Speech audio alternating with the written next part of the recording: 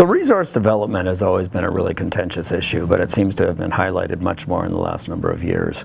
The Liberal focus is to move away from the either-or approach, and let's start talking about ways that we can mutually benefit from, between the resource sector and the mostly environmental and Aboriginal concerns that are happening.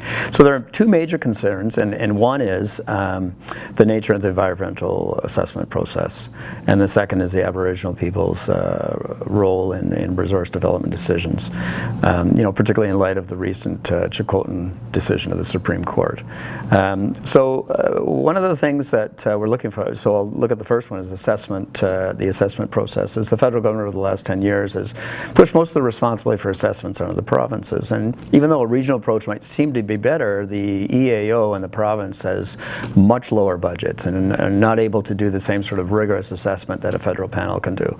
So the Liberals are proposing taking back responsibility by the federal government so that they can use their experts. And the fact is, a more rigorous and comprehensive process benefits everybody, the proponent, the opponents, people who are not quite sure, because it takes you out of the gray zone of, gee, was this really the best assessment we could have done?